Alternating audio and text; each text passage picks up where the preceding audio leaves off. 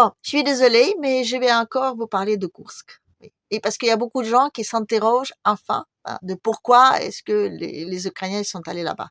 Et parce que c'est une catastrophe ce qui se passe. Voilà. Donc oui, même les chaînes comme LC, c'est pour vous dire, commencent à se poser la question, mais pourquoi, quoi. Voilà.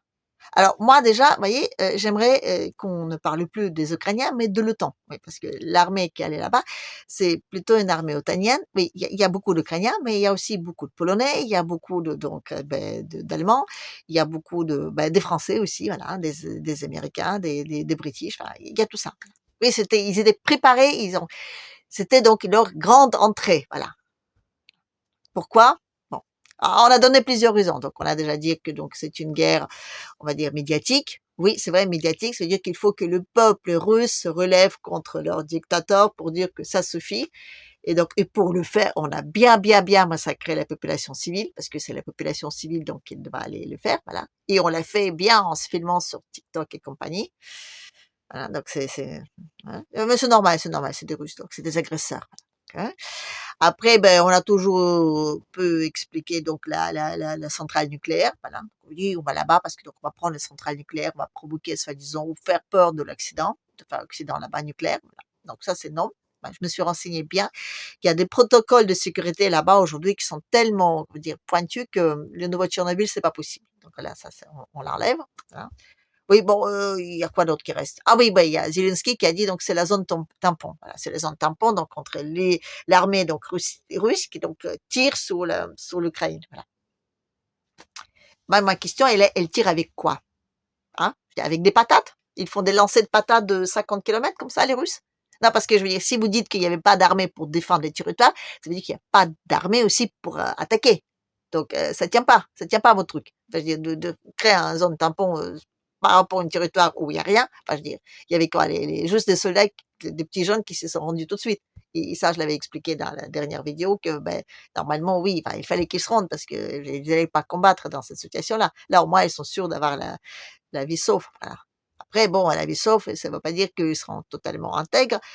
Parce que oui, j'ai appris que les Ukrainiens, ils avaient, comment dire, une fâcheuse tendance de rendre les soldats hommes, je veux dire, pas totalement, je veux dire, intacts. Donc on leur a enlevé quelques parties génitales. C'est horrible, c'est horrible, c'est horrible, mais bon, c'est comme ça. C'est démocratique, voilà. Oui, oui. Bref, je dirais, je vais me calmer là-dessus parce que c'est vrai que ce qui se passe là-bas, enfin, je veux dire, c'est horrible, c'est horrible. Quand on fait des guerres ou des guerres où vraiment on maltraite l'autre à ce niveau-là, que, comment dire, l'autre, à un moment donné, c'est vrai qu'il peut se révolter. Et oui, il peut y avoir des gens qui vont venir voir Poutine et dire, eh, coucou, tiens, attends, là, les lignes rouges, là, ça va, quoi. Voilà. Et c'est ça qu'on cherche. Oui, c'est ça. Donc, de quoi on parle depuis le début de la guerre, hein? On parle de ligne rouge. Dès le début. C'est la ligne rouge. C'est l'ultime ligne rouge. C'est quoi? Quand on a interviewé, que ce soit Tolstoï, que ce soit, je veux dire, tous les Russes qu'on a invités sur le plateau d'LC ou de BFM, on les a tous interrogés sur la ligne rouge. C'est quoi votre ligne rouge? C'est quand la ligne rouge? C'est pourquoi? C'est comment? Etc. La ligne rouge. C'est quand que la Russie va enfin réagir.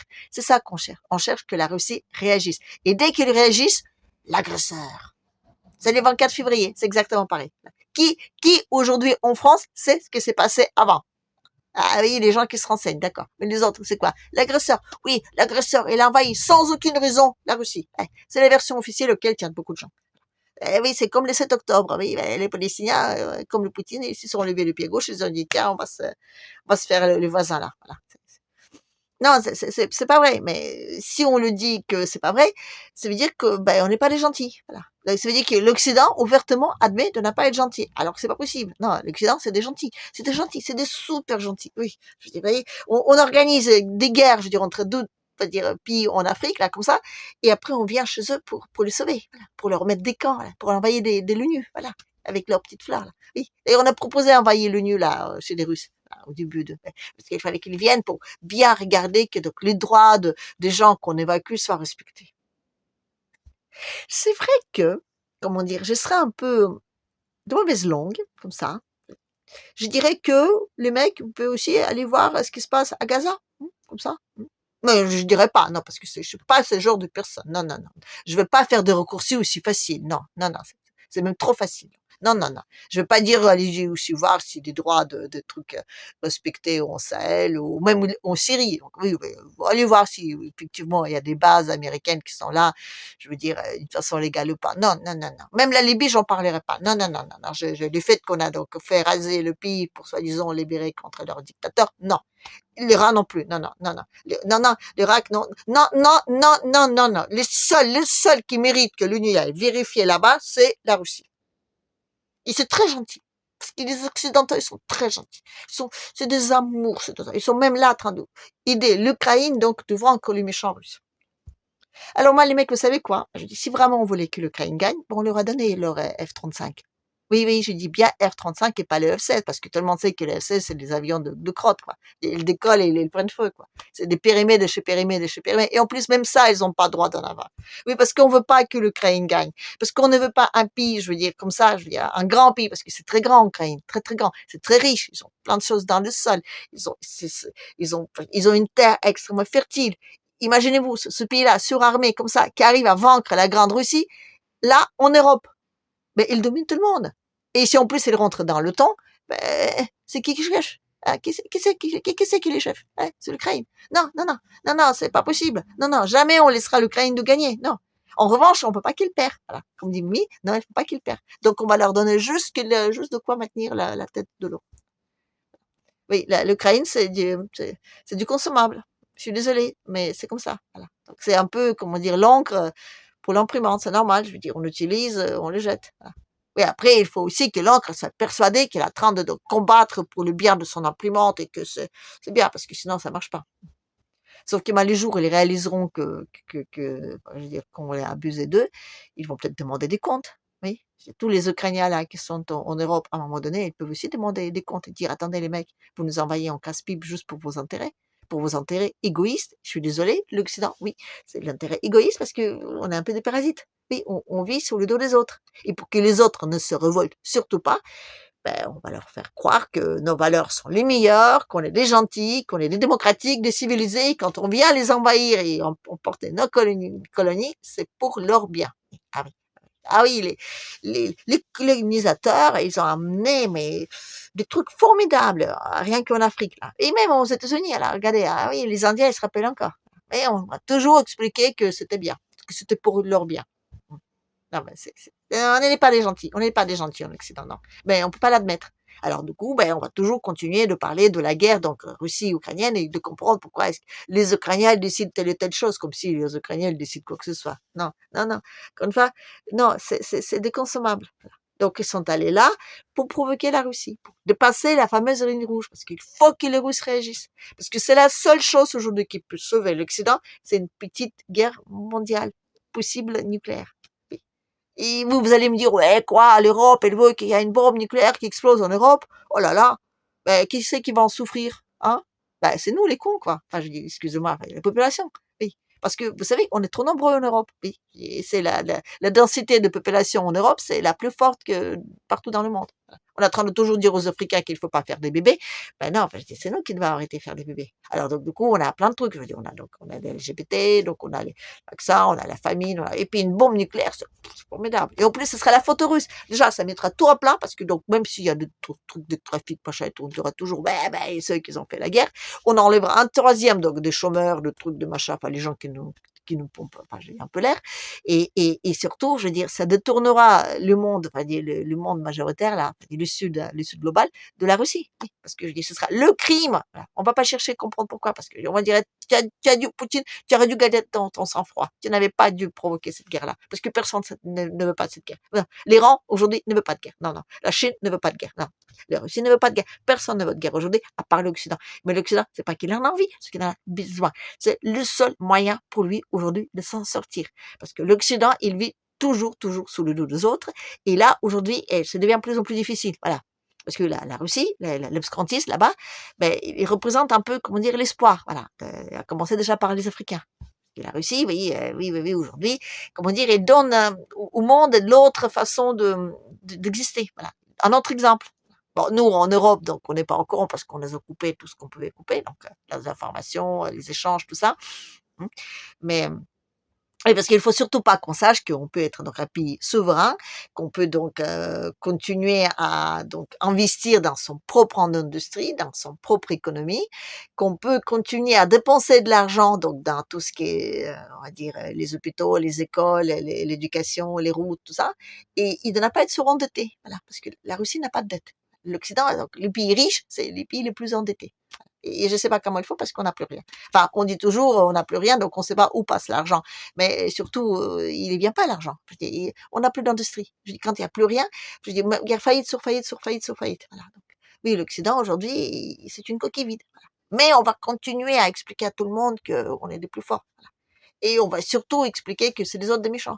Parce qu'on a toujours vécu comme ça en Occident. Voilà. Donc en Occident, aujourd'hui, on a besoin on a besoin de continuer à vivre sous le dos des autres. Donc on va continuer à faire des petites magouilles, là, des petits trucs, là, entre les autres et arriver en des gentils, toujours, on est toujours des gentils. On a des vraies valeurs, les valeurs démocratiques, c'est les solidarités, la fraternité, l'humanisme, toutes les conneries, là. Non, c'est pas des conneries. Non, non, mais tous ces mots-là, aujourd'hui, ils ont perdu de la valeur. Oui, parce qu'aujourd'hui, le sous global, il se moque de mot démocratie. Parce qu'il dit, non, mais attendez, là, les mecs, soyez gentils, quoi, arrêtez. Ça marche plus, là, voilà. Et la Russie, oui, c'est, il y a l'avant-garde de tout ce mouvement-là, de libération, voilà. Oui, oui, oui, vous allez me dire que oui, l'obscurantisme, blablabla, tout ça et tout. Bon, vous savez quoi? Déjà, tous ceux qui sont pas d'accord avec moi, je vous dis toujours que vous pouvez aller voir par vous-même. Voilà, c'est très facile. Vous avez une visa de 15 jours que vous pouvez demander sur Internet. Voilà. Vous l'avez en 3 jours et vous prenez un avion. Oui, il y a des avions encore. C'est pas en direct, mais vous pouvez le faire. Voilà. Et vous pouvez aller voir par vous-même. Donc, ce pauvre pays, donc, l'obscurantisme et compagnie. Voilà. Vous pouvez aller voir. Et après, vous pouvez toujours dire que ouais, c'est affreux. Si dans les rues c'est aussi tranquille, c'est parce que c'est des guibistes partout, des polices partout et tout. Mais bon, vous pouvez peut-être aussi un petit peu aller outre et de parler avec des gens, de vous intéresser et tout ça. Voilà. Oui, vous pouvez aller voir. Et puis, vous pouvez même aller, vous savez quoi, vous installer. Ouais, c'est le comble, c'est le comble. Je suis d'accord avec vous aujourd'hui. La Russie, donc, elle propose un visa, enfin, je veux dire, vous pouvez demander le refuge russe, là, hein, donc ça s'appelle d'être réfugié idéologique. Voilà. Donc si vous n'êtes pas d'accord avec le fonctionnement de votre pays, donc par rapport aux valeurs traditionnelles, vous pouvez aller vivre là-bas. Voilà. Donc, la Russie, il a tellement envie d'envahir l'Europe qu'il ouvre grand ses portes à tous les Européens qui veulent venir s'installer en Russie.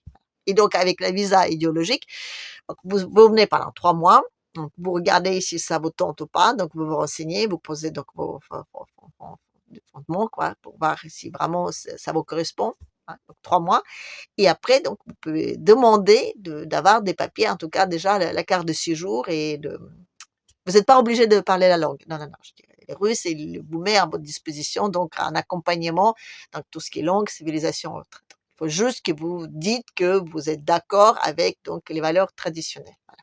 Et là-bas, il y a du boulot, voilà, il y a du boulot, il y a des terres, il y a de l'espace. Voilà. Et vous savez qu'il y avait, avant la Révolution, il y avait énormément d'étrangers qui habitaient là-bas. Oui, oui. Oui, parce que la Russie, c'était toujours une terre qui accueille voilà, tout le monde. Voilà. Donc, oui, et la Russie est tellement vide, comment je dis, à envahir qu'il vous ouvre grand des portes. Vous pouvez aller voir. Voilà. Sinon, non, vous pouvez pas aller voir. Vous pouvez toujours de faire, comment dire, de rester là avec à votre d'être sûr de vos valeurs, de votre supériorité, de quoi que ce soit. Mais quand même, posez-vous les questions, même à titre individuel, personnellement. Vous apportez quoi au monde du bien? Bon, peut-être que vous triez vos poubelles, d'accord, c'est formidable, mais à part ça, et même aujourd'hui, regardez, on est au courant de ce qui se passe dans le monde. On sait tous les crimes que l'Occident commet un peu partout. Même dans tous les pays, donc j'ai noté plus bas. On le sait. Mais qu'est-ce qu'on fait? On fait rien. On ferme les yeux, on essaie de faire comme si ça nous intéresse pas. Comme si, ben oui, mais qu'est-ce qu'on peut faire? Qu'est-ce qu'on peut faire? Même pour nous-mêmes, qu'est-ce qu'on peut faire? Ben, on peut pas agir sur le monde entier, mais on peut agir sur notre propre vie. Voilà. Et sur notre propre vie, ben, on peut déjà commencer d'être honnête et dire que, ben, on n'est pas des gentils. C'est déjà un début, parce que si on admet les faits de ne pas être gentil, ben, comment dire, on n'est pas obligé de commettre plus en plus de crimes pour prouver à nous-mêmes que c'est les autres. Enfin, bref, allez, donc je vais m'arrêter là. je vais demander encore une fois donc de partager, de laisser les commentaires et puis d'ailleurs si vous avez des questions à poser par rapport donc cette fameuse visa idéologique, donc n'hésitez pas, voilà. N'hésitez pas de vous abonner aussi et puis à me abonner. J'ai promis à mes abonnés que le jour où je dépasserai le nombre de 444 abonnés, je vous parlerai de Mystère de l'incarnation. Oui, et parce que tous ceux qui viennent de juste arriver, je suis historienne d'art et j'ai fait énormément de l'art religieux et donc je suis spécialisée dans le domaine de l'art chrétien. Et j'ai déjà parlé je fais plusieurs petites interventions donc sur la création, c'était par rapport aux Jeux olympiques et tout ça, voilà. Donc j'ai promis de vous parler donc de l'incarnation. Alors je vais le faire, mais je pense que je ne vais pas le faire sur cette chaîne-là, parce que je peux peut-être pas trop mélanger les choses. Donc je vais le faire sur mon autre chaîne et dès que c'est fait, je vous mettrai un petit lien, donc vous pourriez aller voir. Parce que je veux dire, vous n'êtes pas obligés, tous ceux qui se disent athéistes à fond là, comme ça: «Oh Dieu jamais, c'est des mensonges et compagnie». Donc vous pouvez rester juste là, alors que les autres qui sont un peu plus curieux, comment dire, vous pouvez aller donc sur votre chaîne et d'écouter, on va dire, mes autres explications un peu loufoques, voilà. Allez, sur ce, à la prochaine.